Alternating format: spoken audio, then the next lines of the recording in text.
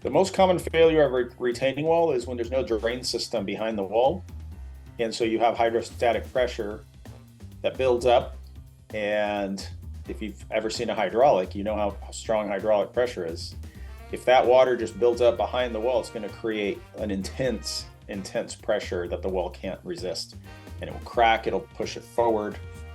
It's the first thing I look for when I inspect a wall. If it doesn't look like the water can get away, you'll see it in the form of bulges and leans. And so that's the most common failure. Of course, second place is just wrong installation. They didn't install the rocks properly, so they're not sitting the way they should. Maybe they stood a rock on its end. So as the weight comes down, it's pushing it out as opposed to locking it in place. And so there's a few technical factors that we're looking for as well.